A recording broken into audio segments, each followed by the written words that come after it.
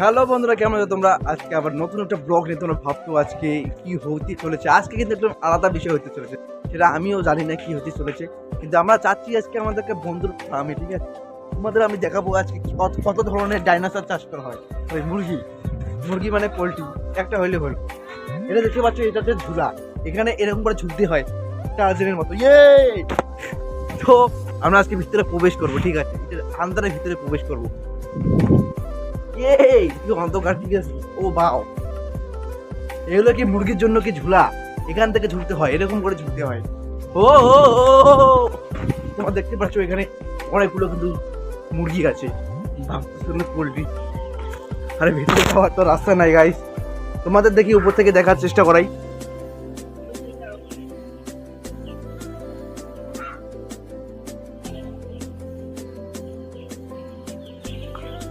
দেখাতে পারলাম না কারণ উপর থেকেও সেটা বন্দি করা আছে। আমি মধ্যে যাওয়ার চেষ্টা করি ভিতরে। আমি তোমাদের আজকে মুরগি দেখাবো। আরে রাস্তা কই ভাড়া? রাস্তা রাস্তা এইদিকে। আমি তোমরা দেখতে পাচ্ছ রাস্তা কিন্তু এইদিকে ছিল, আমি তা অন্য সাইডে গেছি। তো ব্লগের মধ্যে থাকো এবং আলাদা রকম এক্সপিরিয়েন্স নিব আমরা।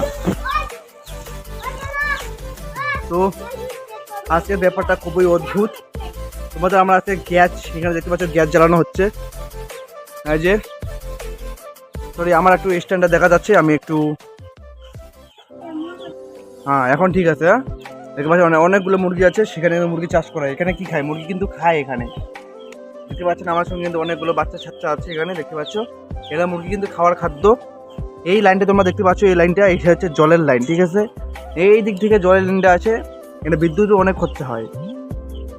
দেখতে পাচ্ছেন ওই দিকে দেখো, গ্যাস দিয়ে কি করা হচ্ছে। এখানে মুরগিকে হিট দেওয়া হবে, গরমে হিট দেওয়া হবে, মুরগিগুলোকে উষুম দিতে হবে, তাহলে মুরগিগুলো বড় বড় ডিম পাড়তে পারবে এবং মার্কেটে যাওয়ার জন্য। তো আজকে অনেক কিছু আরও আসবে। আজ ব্লগ ক্যামেরার সামনে আসতে একটু সমস্যা হচ্ছে, কারণ আবার নতুন নতুন করে স্টার্ট করলাম অনেকদিন পরে। তার জন্য বুঝতেই পারছো যে ক্যামেরার সামনে আসতে একটু সমস্যা হবে, যে কারো সমস্যা হতে পারে। আমি তাও তোমাদের সামনে লুকাই লুকাই, মানুষ বলতেছে পাগলের মতো, কিন্তু কোনো ব্যাপার না।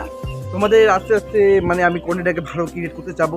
ক্যামেরার সামনে যদি আমি আসতে পারি, ক্যামেরার সামনে আসলে কী হবে কি, আমার একটু সাহসটা বাড়বে। আর তোমাদের ওই লাইক আর কমেন্ট দিয়ে বলতে চাও আমার কথাবার্তাটা ভালো হয় নাই এবং আমার মানে খারাপ দিকগুলো তুলে ধরো কমেন্টের মধ্যে, তাহলে আমি সাহস পাবো যে এগুলো করা যাবে না।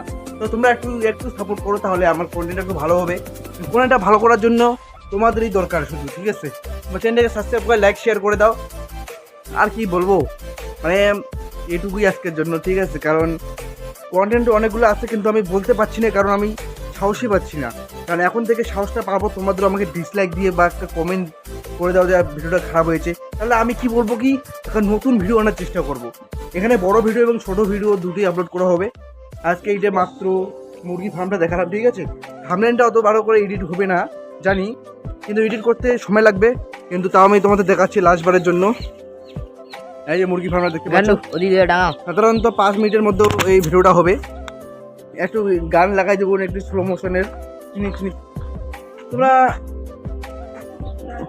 এই দেখো, এটা হচ্ছে লাইনের বোর্ড, ঠিক আছে। এই লাইনটা দিয়ে কিন্তু আমাদের এখানে জল ওঠানো হয়। এই যে এই জমিতে পাইপ লাইনটা দেখছো, ঠিক আছে, এই পাইপ লাইনটা এদিক থেকে পাইপ লাইনটা আসছে, এদিক থেকে পাইপ লাইনটা আসছে। হ্যাঁ এই দেখো, এদিক থেকে পাইপ লাইনটা চলে গেছে। এই ভিডিওটা কিন্তু আলাদা রকম হতে চলেছে। আমি তোমাদের আরও মুরগি কিছু দৃশ্য দেখাবো, তো দেখাচ্ছি কিছু দৃশ্য, তো একটু দেখে নাও।